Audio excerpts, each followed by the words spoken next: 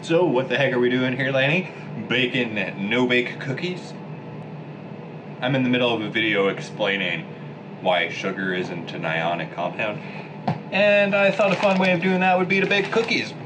So if you're watching this, make sure to go watch that video too, because it's super awesome. But yeah, let's get baking some cookies. The first thing you're gonna need is lots of sugar. How much is a lot? Well, all of it. No. You're gonna need at least a cup of sugar. Put that in a pot. And yeah. And then the next thing you're gonna need to do is you are going to have to get some butter. And I just like to use the same cup I just used because I'm lazy. And anybody who's telling you that this is gotta be exact is just trying to sell you a cookbook. So try to get like half a cup of butter. Boom, in the pot. And the next thing you're gonna do is you wanna grab yourself some peanut butter. And you're just gonna wanna get some of that and you're gonna wanna put it, guess where? That's right, in the pot. So you got some peanut butter like that. Boom, in the pot. Boom, from my peanut butter weasel. And yeah. About this point, you can turn on your stove just slightly. As right now, we're gonna grab some milk. And use the same cup. And you wanna fill that up about halfway to half a cup. And then you got half a cup of milk and you pour that on in there. And we're pretty well done. I know, it's been difficult. It's been a struggle. But then you need the cacao. The cacao! And you just kind of dump some in there. A lot of people want you to throw like half a cup or a cup in there. I think those are probably recipes made up by these people. How much do they say? In fudgy brownies. They want 1 cup. And that, you put a cup of cocoa in something and it's gonna be pretty cocoa-y. So I tend to just kind of throw it in until it turns black. And then yeah, you're gonna want to stir that into a congealed mess. If you have some vanilla, you can throw that in, just like a capful or so. I don't have any. I've used it all in cookies in the past. So I'm just gonna stir this up for a little while, and once it starts boiling, you want to turn the heat down a little bit, and you just let her boil and boil for about 5 minutes. And after about 5 minutes, the sugars are gonna kind of caramelize more. And it's at that point you can pour in your sweet, sweet oatmeal.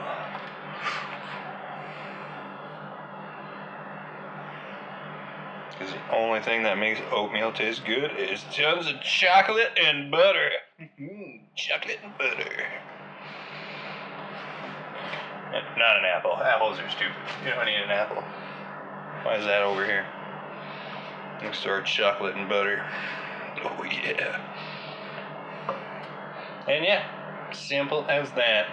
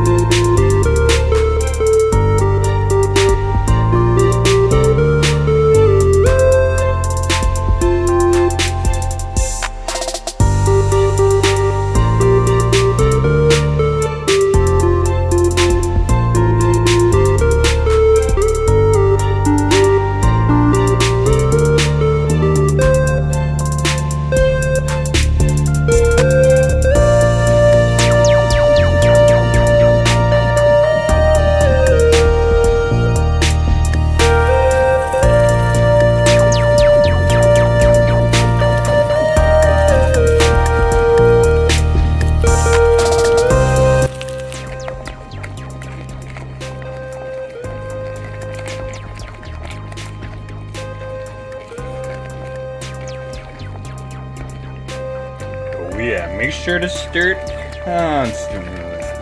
Otherwise it'll burn. Burn, burn, burn. probably want a no-stick pot. Sorry to anybody who doesn't already have one.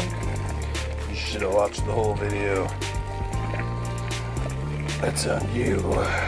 But as you can see, it's starting to boil quite profusely. It would be quite hot if you threw it off of a castle onto somebody. Just saying. It's got the molten sugar going on. Sorry, my other camera is like dying because I've been filming other stuff with it. So yeah, that sucks.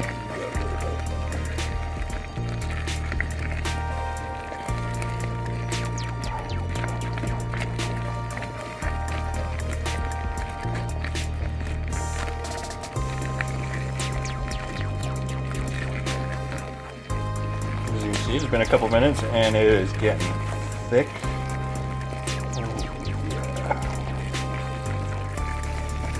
And juicy. Yeah, thick and caramelly. Yeah.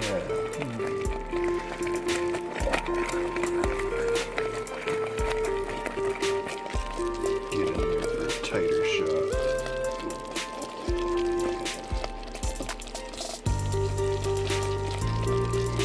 Sugar. Oh, sugar. No, but I really like these. Because, well, they have oatmeal, and oatmeal is good for you. Just because it has 40 pounds of sugar in it doesn't.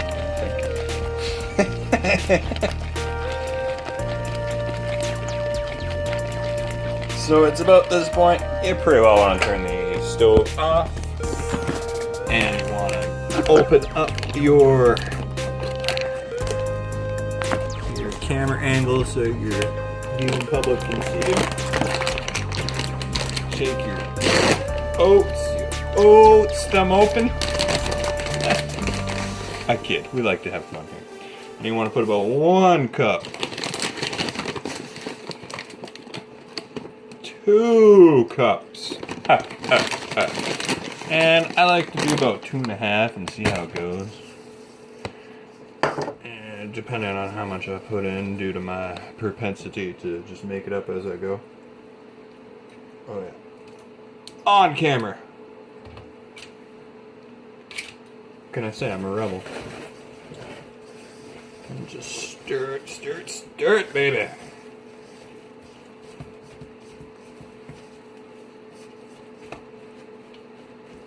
Get it all in there good.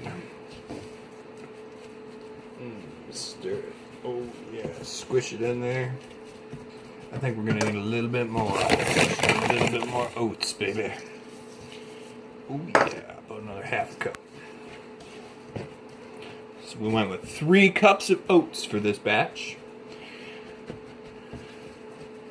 And I'll just get it in there. And the longer you leave it in the pot, the longer it's gonna kind of stay malleable. And then I realized I forgot to grab sugar for our experiment, so I'm going to have to make a separate sugar solution. Alright. I had a feeling that was going to happen. Maybe we'll just try to power a light through a cookie.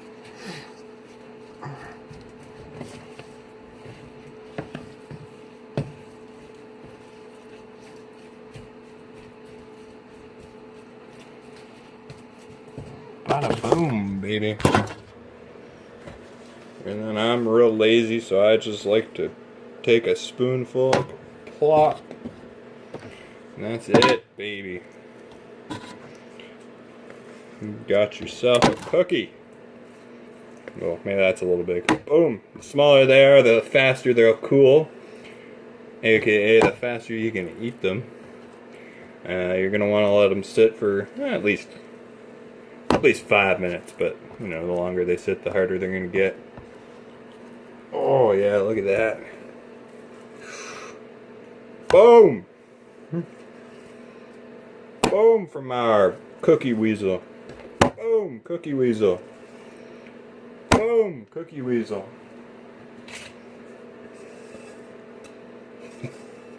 Alright. Bam! Alright.